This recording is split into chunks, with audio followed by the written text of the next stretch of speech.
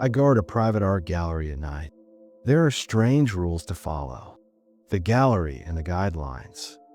You ever take a job that seemed too easy? Just a quiet night shift watching over priceless art. No guests, no noise, no stress. That's what I thought. But this gallery, it's not like others. The rules here aren't for protection. They're for survival. I should have asked why the last guard left without picking up his last paycheck. Now I know, and it's too late. When I first got the call about the night guard position at the Marrow and Weiss Private Art Gallery, I thought I had lucked out. The pay was unusually high for the job description, especially considering it only required me to monitor security feeds and patrol the exhibits every hour. No visitors, no heavy lifting, no drama. The gallery itself was nestled deep in the wealthier outskirts of town, more estate than museum. A towering, ivy-choked Victorian mansion converted into a sprawling gallery of paintings, sculptures, and other fine art that, frankly, felt like it belonged in a museum from another world. At my orientation, I met with a man named Mr. Carlyle. Tall, pale, and severe-looking. He had the type of face you'd expect to see immortalized in oil paint. His handshake was cold and limp, and he didn't smile, not even once. "This gallery houses rare, one-of-a-kind pieces," he said, his voice crisp and without inflection. "Some of them are temperamental. That's why the rules are essential." I should have questioned that word, temperamental. But the desperation in my bank account had a stronger voice than my common sense. He handed me a typed sheet. No explanation, just a title in bold. Night Security Rules, Marrow and Weiss Gallery. Rule number 1, do not look directly at the portraits in Gallery 4 after midnight. Rule number 2, if you hear knocking from inside the locked room, ignore it. Do not open the door. Rule number 3, at exactly 3 a.m., play the phonograph in the atrium. Let it finish the entire song. Rule number 4, if any sculpture is facing a different direction than earlier, do not touch it. Alert Carlyle via intercom. Rule number 5, never, under any circumstances, enter the sub-basement. Rule number 6, finish your rounds before 4 a.m. Leave promptly at 5 a.m. No overtime. No exceptions. I remember chuckling when I first read them. It felt like an elaborate prank. Maybe a tradition. Rich people and their eccentricities, right? I signed a contract anyway. That first night, I arrived at 11:45 p.m., just before my shift officially started. The building loomed like a haunted house against the night sky, its windows reflecting the moonlight in a way that made them look like unblinking eyes. Inside, the air was cool and unnaturally still. Everything smelled faintly of aged canvas and lavender oil. Dim sconces lined the hallways, casting long shadows across the antique wood floors. There was no background music, no sound of distant traffic, just the ticking of a grandfather clock somewhere deeper inside. I met the day guard on his way out, a young guy named Eli. He looked exhausted, pale, like he hadn't slept in days. "You knew?" he asked, his voice hoarse. "Yeah, first night." He gave me a half-hearted nod and muttered, "Don't break the rules," before disappearing through the front doors without another word. Strange welcome. The control room was just off the atrium. Inside, several monitors showed static images of the gallery wings, most of them grainy and black and white. A single intercom phone sat on the desk, connected, according to the note beside it, only to Carlyle's private residence. I guess that was his idea of 24/7 support. At midnight, I began my first patrol. The halls echoed with every step I took, my flashlight beam dancing across gilded frames and velvet ropes.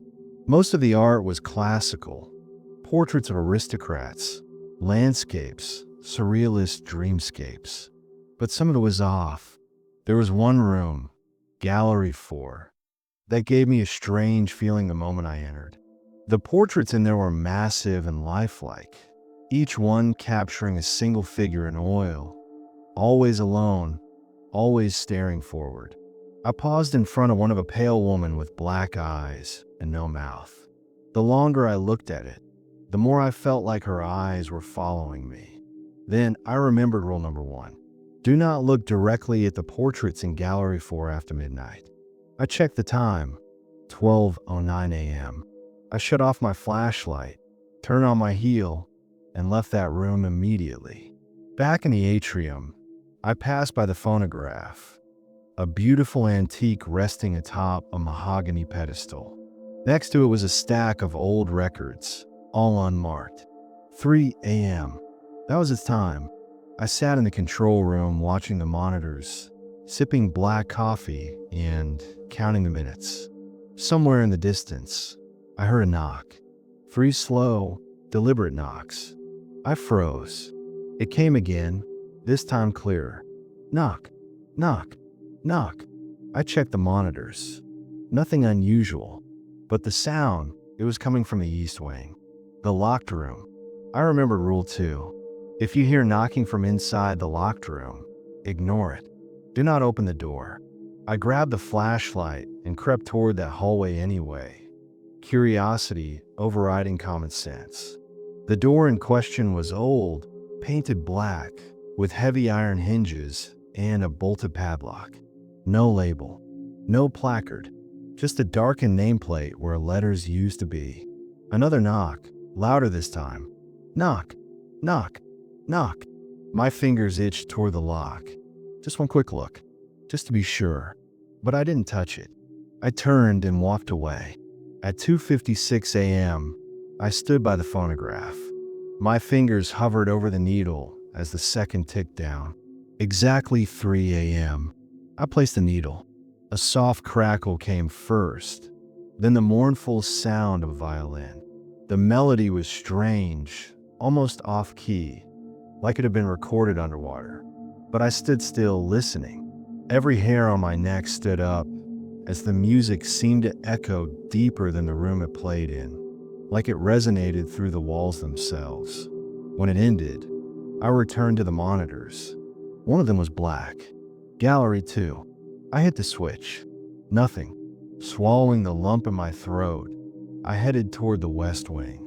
Gallery 2 was the sculpture hall, filled with marble busts, grotesque gargoyles, and abstract stone nightmares. Some pieces were ancient. Others looked freshly chiseled. As I entered, the silence pressed down on me. I passed by a sculpture of a hunched man, hands on his knees, mouth wide in an eternal scream. Only, hadn't he been facing the opposite wall? I stepped back and checked the map on the wall. According to the exhibit diagram, the screaming man was meant to face the main hallway, but now he faced the emergency exit. I didn't touch him. Rule 4.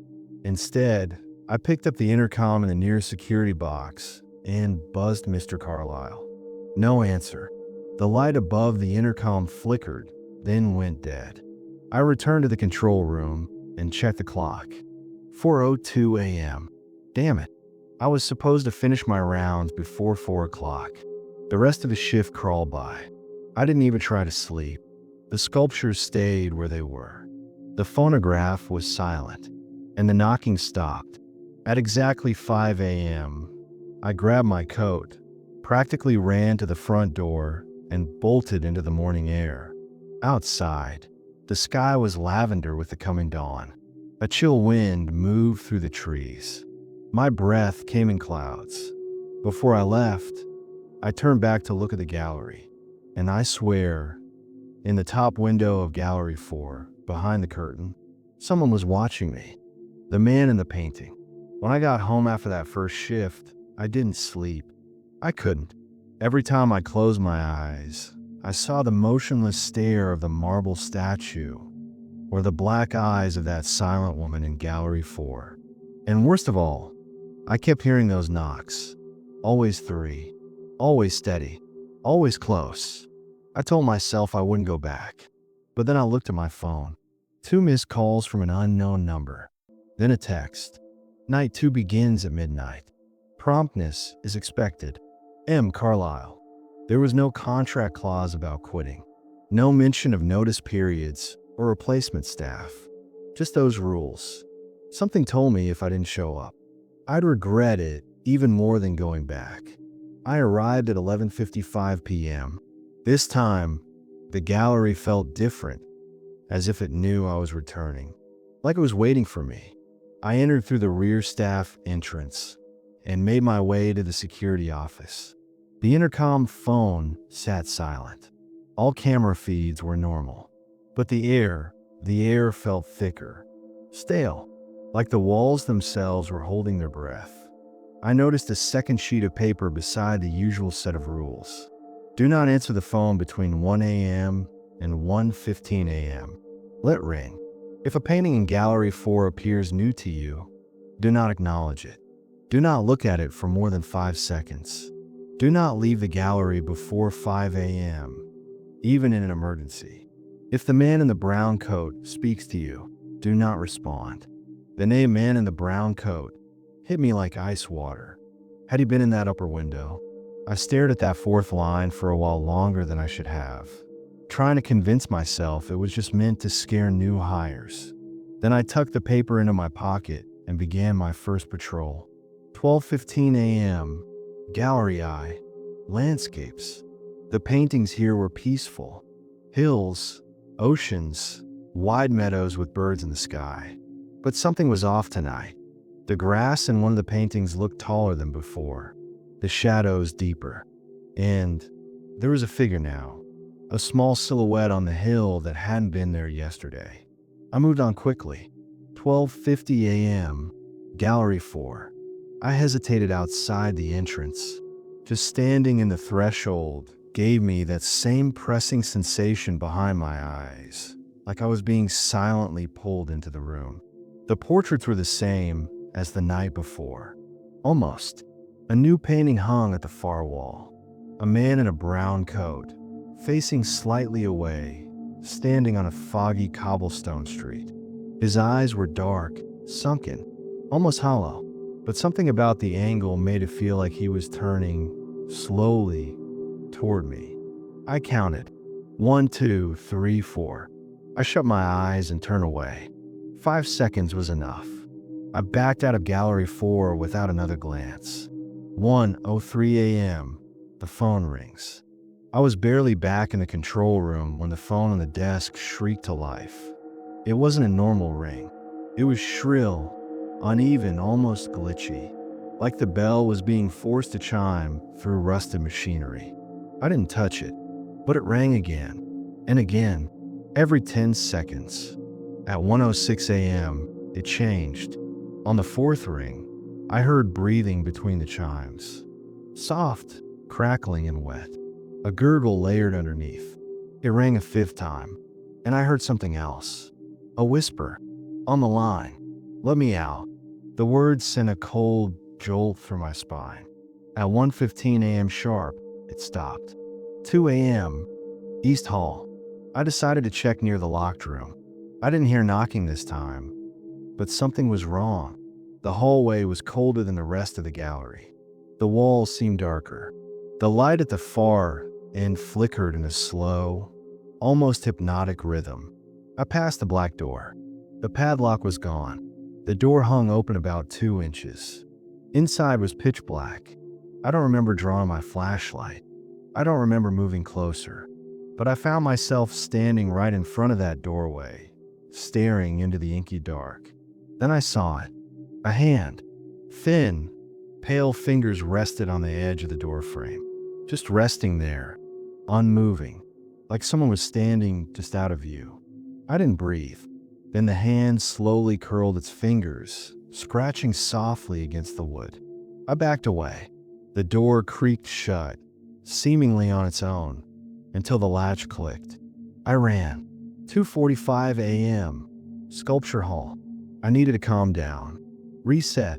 The sculptures had always been unsettling, but at least they didn't move, not when I was looking. I passed the screaming man again. He was in the same pose, but he'd shifted slightly to face me now. His hollow marble eyes stared into mine as I passed. Another statue, a tall, abstract humanoid with no face, stood near the rear emergency exit. Only hadn't it been missing an arm yesterday? Now, both arms were extended. I turned away, but the overhead lights flickered. Once, then again. On the second flicker, the faceless statue was closer, just a few feet away now. I didn't blink. I backed out of the gallery without looking away. I swear I saw its shadow twitch. 3 a.m. The phonograph. It was time again. I dropped the needle. The same watery violin began to play. But this time, it wasn't just a melody. There were voices layered beneath the notes. Faint, whispers in reverse. Words I couldn't understand. One of them sounded like my name. Then, a sudden skip in the record. The melody repeated one note over and over in a jerky loop. Thunk, thunk, thunk, thunk. I reached toward the arm to lift the needle. Then I remembered Rule 3. Let finish the entire song. I stepped back. The loop eventually smoothed out, and the song finished in a drawn-out, whining chord that made my ears ring. Silence followed. Except no, not silence. I heard footsteps above me. Soft, deliberate, coming from Gallery 4. 3:25 a.m., Gallery 4. The lights were dim, almost too dim to see clearly. I stepped into the gallery, and every hair on my body stood up. The portraits were different. Every figure was now facing the wall. Not painted to be facing it, but the entire paintings had been turned around. All except one, the man in the brown coat. He now stood fully facing forward. A sick grin stretched across his face, his eyes impossibly black. His hand was outstretched, pointing to the doorway. I turned. Someone was standing in the entrance. A tall man, brown coat, hat low over his face. He spoke.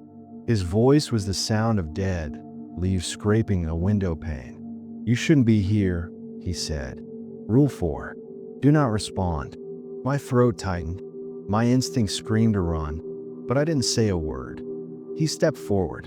Once. Twice. Then he stopped, tilted his head. You saw too much. He turned, walking into the painting, literally into it. One step, and he sank into the canvas like water rippling around him. The surface absorbed him entirely, and then the painting blinked, like it was alive. I backed out of the room and slammed the door shut behind me. 4 a.m. Final rounds. Everything was quiet now.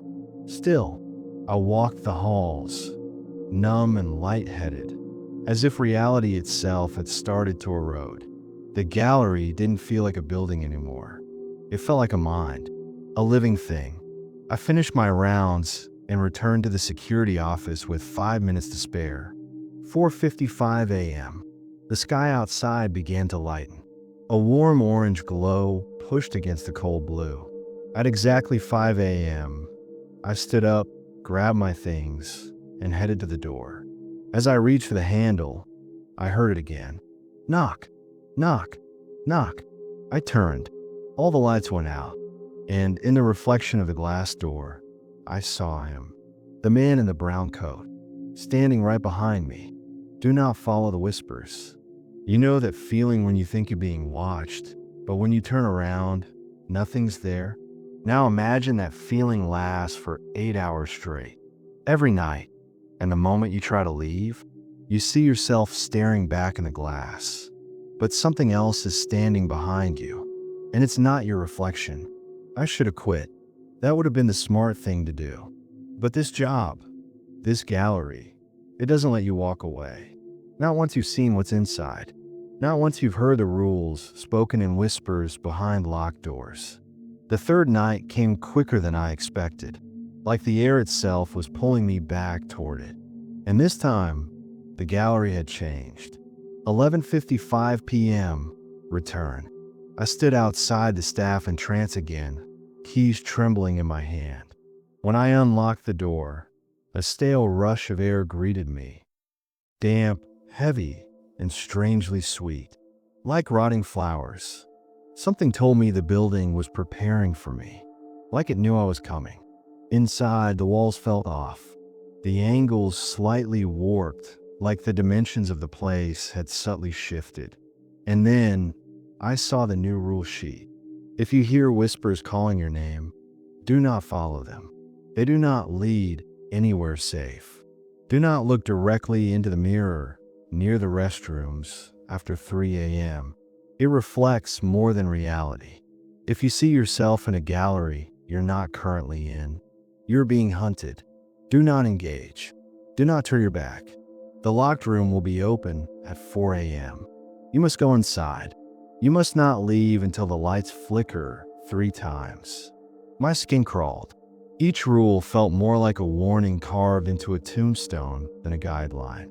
But I folded the paper and slipped it into my pocket, knowing full well I couldn't ignore any of them. Not anymore. 12:30 a.m. The whispers begin. My first patrol started uneventfully until I reached the east corridor. That's when I heard it. A soft voice, just barely above a whisper, somewhere down the darkened hallway. My name, Ethan. It wasn't echoing. It was right behind my ear. I spun around, nothing. Just a row of framed minimalist prints on the wall, their shadows stretching out like arms. I turned back. The hallway now seemed longer. I swear it hadn't been that long before. And the whispers grew louder. Ethan, come here this way. I backed away. Remember rule 1. Don't follow the whispers. The air grew thicker, like breathing through cotton. But as I stepped away, the walls twitched. Almost imperceptibly, but I saw it. Like the gallery was unfolding itself toward me. I fled to gallery and slammed the door shut behind me. 1:15 a.m., Gallery 2. I forced myself to continue the patrol. Gallery 2 housed several abstract oil paintings. Thick, layered textures and warped shapes that never quite made sense. But tonight, one of them had changed. A painting that used to show a chaos of swirling reds and blacks now had eyes embedded in it. Dozens, staring directly at me. Some blinked. I turned away. In the reflection of the glass display case beside me, I saw something else. Me, standing inside Gallery 4. But I wasn't in Gallery 4. I was right here. Rule 3. If you see yourself in a gallery you're not currently in, you're being hunted. The reflection version of me turned and smiled. His eyes were solid black. Then he raised a hand and pointed. Behind me. I froze. No sound. No movement. I turned slowly, and there was nothing there. When I looked back into the case, the reflection was gone. But my shadow now stretched in the wrong direction. 2 a.m. Sculpture Hall. I needed space. The sculptures never changed too much. But tonight, the screaming man statue had company. Beside him stood a new figure. A tall, hunched form, wrapped in something that looked like burlap. No face, just a smooth, featureless oval. As I walked past, I saw that it held something in its hand. A slip of canvas, painted with my face. I backed away, keeping my eyes on it, and ducked into the staff corridor. 2:45 a.m. The phone again. I was in the security office when it rang. Not like before. This time it buzzed with a flat, electrical whine, like a modem gasping for air. I didn't touch it, but the screen on the wall flickered. Camera feed number 7, Gallery 4, was now dark. Then the image returned. Someone was standing in the middle of the room. They looked exactly like me. The figure turned toward the camera. Its mouth moved, but no sound came out. I leaned closer to the monitor, trying to read its lips. Then the intercom crackled, and from the static came the same whisper. Ethan, come see. I ripped the cord out of the wall. 3:05 a.m. The mirror. I forgot rule 2. I want to splash water on my face in the bathroom. When I looked up, the reflection blinked out for a full second, then returned, slightly delayed. Then it grinned, a wide, stretching, bone-white smile that wasn't mine. My reflection reached out of frame, and something black crept in along the edge of the glass, an inky void that began to consume the mirror. I turned and left, fast.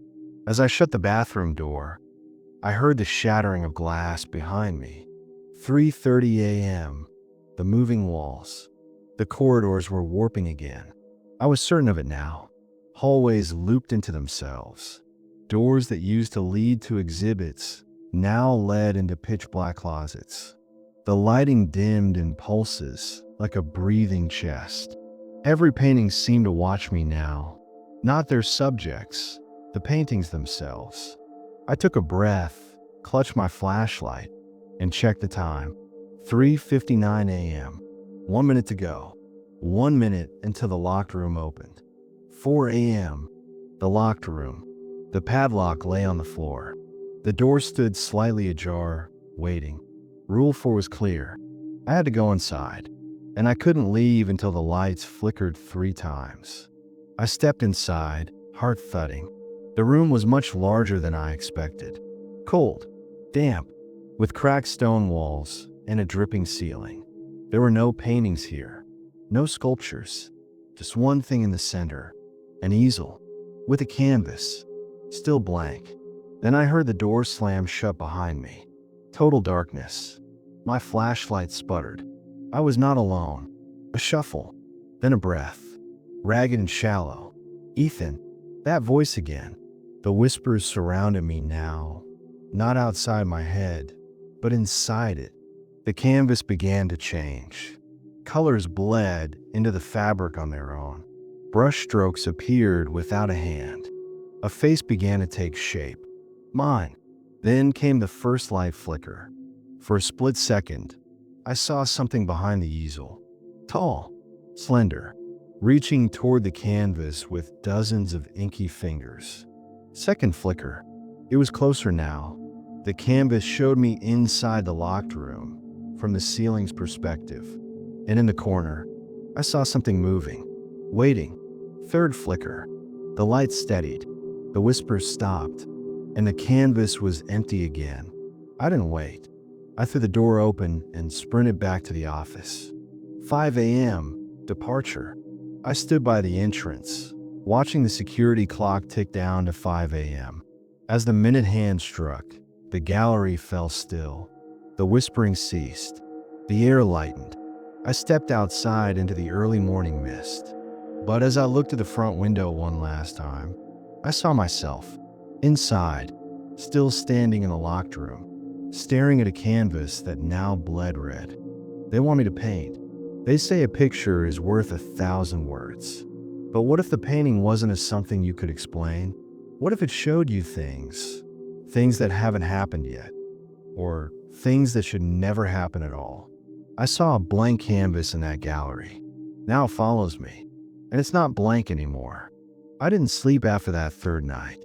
Even after I got home, scrubbed the stench of the gallery from my skin, and double-locked every door, I still felt it, like something clung to my back. A presence, or worse, a hunger. And the worst part, I dreamed in brushstrokes. Smears of black and crimson, thick textures like blood and tar, eyes opening in layers of paint, hands reaching through canvas, a tall figure holding a dripping brush made of hair. When I woke up, my hands were covered in dried oil paint.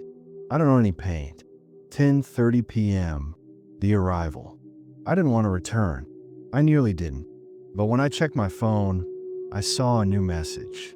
Shift confirmed. 11:55 p.m. Attendance is not optional. Bring gloves. No number. No name. Below the message was a photo of me standing outside the gallery entrance.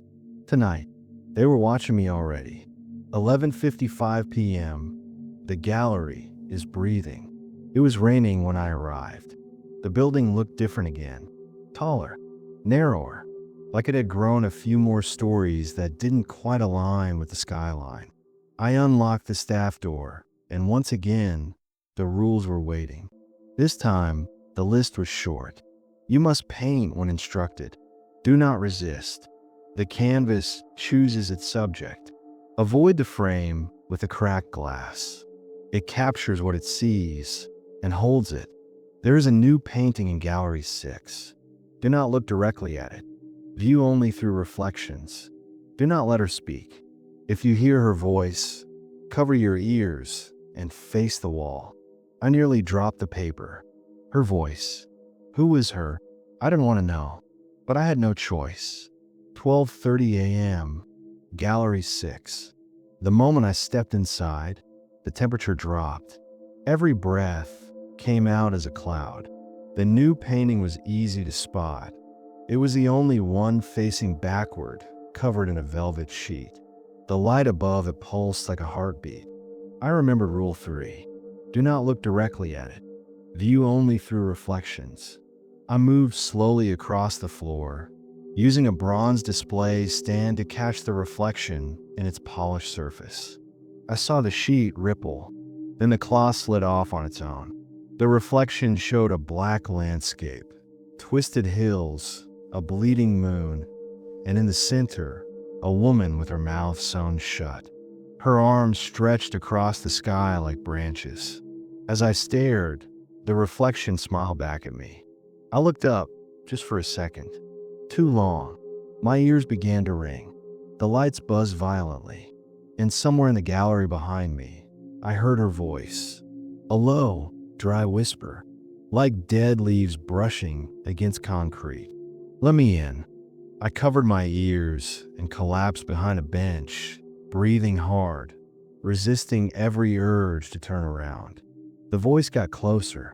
Let me speak, Ethan. Then the lights snapped off. I held my breath. A minute passed, maybe two. The lights returned. The painting was covered again. The reflection was gone, but my ears were bleeding. 1:45 a.m., the frame with cracked glass. There's a small hallway between Gallery 4 and V that usually holds transitional works, modern sculpture, neon nonsense, nothing scary. But tonight, I saw it immediately. A painting, leaning crooked on the wall, its glass cracked diagonally like a splintered windshield. I didn't mean to look. I swear I didn't. But the frame pulled my gaze like a magnet. It was an image of the gallery itself. Me, walking down this hallway. Only in the painting, something followed me. A blurred shape in the background. It had no face. Only a red smear where one should be. I turned around.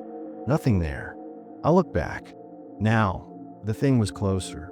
Inside the painting, I was looking over my shoulder, just like I was now. I panicked and ran. I don't remember which gallery I ended up in, but I slammed the door and didn't move for 10 minutes. When I worked up the courage to return, the painting was gone, but my reflection in the window still showed that thing behind me, even though I was alone. 2:30 a.m., the whisper room. That's what I call the locked room now. I found myself standing before it again, without realizing I'd walked there. The door was open. The canvas inside was no longer blank. It showed me, sitting in the security office, looking exhausted, blood running from my ears. Then the light flickered. A brush appeared on the easel, dripping, and the voice said, softly, "It's time to paint." 3 a.m. The painting begins. I couldn't stop myself. My hands moved on their own, guided by something outside my control. I watched them dip into the thick, black pigment, smearing shapes across the canvas. Faces, screams, hallways that twisted in impossible geometry. A door, the screaming statue, her. Every image that appeared felt like it had been waiting inside me. By the time I finished, I was shaking. The final image was a door, my apartment door, and behind it, scratching. 3:45 a.m., she spoke. The lights went out. Again, but this time she didn't whisper. She sang. A lullaby. in a language I didn't know, but it made my skin crawl and my stomach twist. I slammed my hands over my ears, but I could still hear it. "Come home, Ethan. The canvas is waiting." I screamed, bolted down the hall, and ran into the mirror hallway. There, on the far wall, I saw the reflection again of me, but not just standing, smiling, holding a brush, and someone else was beside him. Her. 4:15 a.m. The frame has me. I passed the cracked glass frame again. This time I wasn't in it. The hallway was empty. Then I blinked. Now, the painting showed me again, banging on the other side of the glass. Mouth open, eyes wide, screaming, but no sound came out. I stepped back, and for the briefest moment, my hands felt cold. Glass cold, like I was already inside the frame. I backed away slowly. 4:55 a.m. The fifth rule appears. As I approached the main office, ready to collapse and pray the sun would rise, I noticed something. A new sheet of paper on the desk. Only one line. "Tomorrow, you'll paint what's behind the final door. If you open it early, you won't leave. If you refuse, she'll finish the painting without you." Below it, another photo of me sitting at the easel, dead. 5 a.m. Escape. I left the gallery that night, drenched in rain and sweat. I didn't look back, but the air followed me. And when I got home, the painting from the gallery, the one I hadn't finished, was waiting. On my kitchen wall, the canvas still wet. The door in the image now stood slightly open. The final canvas. The gallery doesn't just display art, it feeds on it. On fear, on memory, on those who break the rules. Tonight, everything ends. The final door will open, and what's behind it might not be meant for human eyes. I didn't sleep, couldn't. The unfinished painting in my apartment watched me. The open door on the canvas seemed to breathe, wide enough now to show a sliver of darkness beyond it. And in that void, I swore I saw something moving, something long-limbed and waiting. I tried to cover it with a blanket. The blanket caught fire. There was no question now. I had to go back. One last time. 11:50 p.m., a new set of rules. The gallery greeted me in silence. No usual hum of electricity. No ambient echoes of wind beyond the walls. Everything was still. The rules were waiting, nailed directly to the main door. The paper was yellowed, the ink smeared like it had bled. "You will paint what is behind the final door. Do not hesitate. If you hear your own voice, do not respond. It is not you. The gallery will test your memory. Do not believe everything you see. If she begins to weep, you must finish the painting before the final tear. Do not run. You're already inside." At the bottom, scrawled in frantic pen, "This place isn't a gallery. It's a gallery of endings." 12:05 a.m. The walls shift. I stepped in a gallery, and immediately knew something was wrong. It was my childhood bedroom, perfectly replicated, down to the crayon drawing taped to the dresser. The smell of old Play-Doh and cinnamon sugar cereal in the air. But there was no door back. Only the hallway to the next gallery. This wasn't a building anymore. It was a labyrinth made of my life. The walls had teeth now. I just couldn't see them yet. 12:30 a.m. The painting that shouldn't be. Gallery 2 was the living room for my first apartment. Except the couch cushions were torn open, bleeding stuffing like organs. The TV displayed static, except every now and then, a face flickered across it. My face, screaming. I tried to ignore it, to move on, but a painting blocked the next hall. It showed me in the gallery, except it was years ago, before I ever took this job. In the painting, I was standing in front of the very same canvas. My eyes were hollow. My chest was open, ribs splayed, and inside, paintbrushes. They'd replaced my heart. 1 a.m. The door appears. Gallery 4 was nothing but darkness. I'm moved by the flickering light of my phone. The walls pulsed, soft like flesh. Then I saw it. A tall door, black wood, jagged edges, no handle. But it throbbed like a heartbeat. The final door. I reached out, and the moment I touched it, I was somewhere else. 1:01 a.m., inside the canvas. The sky above me was red and full of mouths. I stood on a path made of broken frames. Stretching out before me, a twisted landscape of unfinished paintings, melting faces, screaming color. And there, at the end, an easel. The canvas was blank. A woman stood beside it, the one from before, skin pale as ash, mouth sewn shut, but her eyes sobbed. Her tears hit the floor like drops of ink. One tear. I stepped forward. 1:10 a.m. The painting begins. The brush appeared in my hand. No wait, no choice. I painted, not because I wanted to, but because something inside me already knew what had to be shown. A gallery, a man, a job taken out of desperation. The rules, the hunger, the transformation, the truth. 1:30 a.m. What the gallery really is. As I painted, the canvas came alive. It revealed the gallery's true purpose. This place was never built. It was painted by a man centuries ago, a cursed artist who discovered how to trap souls in brushstrokes, to preserve emotion, fear, agony, awe. Each gallery, a memory, a soul, a prisoner. The rules? Not for protection. They were rituals, meant to shape the artist.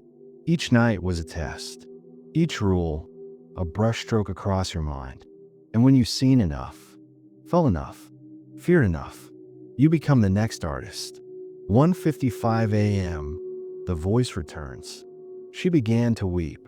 2 tears now. The ground trembled. Then I heard my voice behind me. You don't have to finish it, Ethan. Just turn around.